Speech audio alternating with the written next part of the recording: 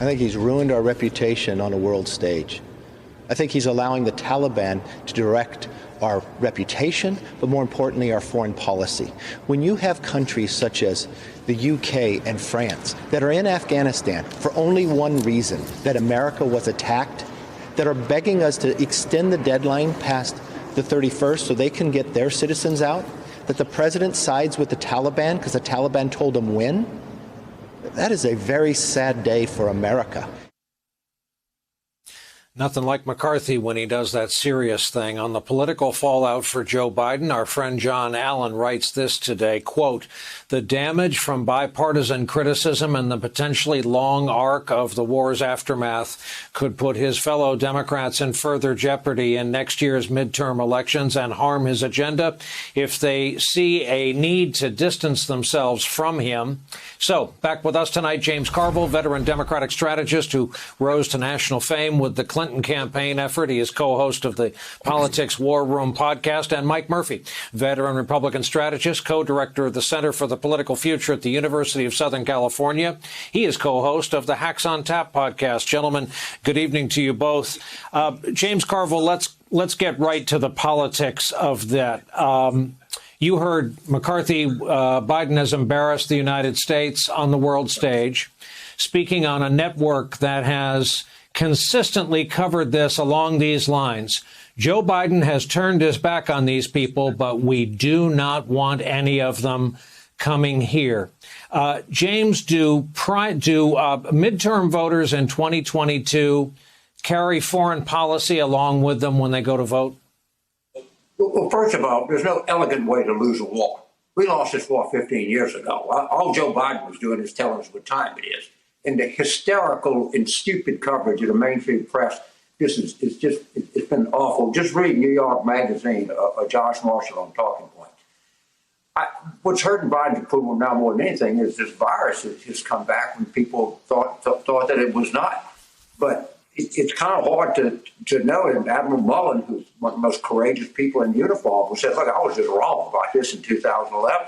Only one of the few people in this whole establishment that recognized the fact that this was a lost war and Biden didn't do anything but tell us the truth. And the evacuations are actually going much better than a lot of people expected. But there's no good way to lose war, right? I didn't serve in Vietnam, but I was from the Vietnam era vet, and we lost that war. It looks bad. The country looks bad. When you lose a war, you don't look good. This war was lost a long time ago, and Joe Biden had nothing to do with losing this war. He wanted us out before this. Mike Murphy, here's a quote from the Wall Street Journal editorial board. Mr. Biden is bowing to Taliban demands, reiterated on Tuesday not to extend the deadline. He's rejecting the advice of such G7 leaders as Britain's Boris Johnson and Emmanuel Macron of France to stay longer to get more people out of the country safely.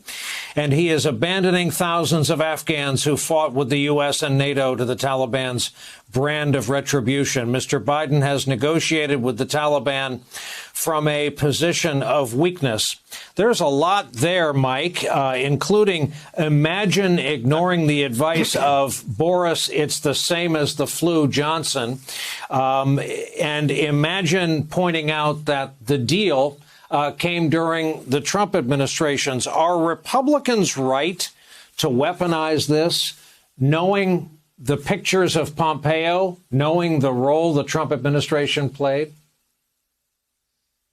Well, the old are they right to weaponize it in politics question kind of pulls at the thread of the big sweater for either party, because parties weaponize moments where the opponent is in trouble. It's absolutely true that Donald Trump started this. He sent the flowers to the Taliban. They gave him a phony peace in exchange for a slow motion surrender, and Biden has caught it. But the politics are also that the clumsiness of all this is a real problem for Biden. Plus, he's going to own Afghanistan going forward, which is a thorny mess you don't want to own.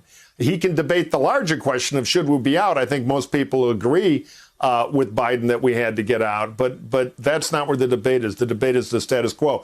Biden did a good job earlier in his term of going and starting to repair some of the damage Trump had done with the Europeans. But the way this was conducted, where they feel totally mugged and not like they were in a partnership, is a big problem. And I think the optics are terrible. And frankly, the policy is terrible. To send a head of CIA down there to talk to the Taliban and at least have the media framing, and maybe it's fair, maybe it isn't, that they said boo, and now we're cutting out even when our European allies we ought to get closer to say we ought to play a stronger hand for a little more time to try to do a full evacuation. Now, that said, by the way, the middle-level people in the military are doing an incredible job. Biden should be proud of these numbers. I think he's more a recipient of that good news than a cause for it. But you really got to hand it to the Military Forces Department of State of the amazing numbers they've done. And maybe that does give Biden a little bit of cover now. We'll see.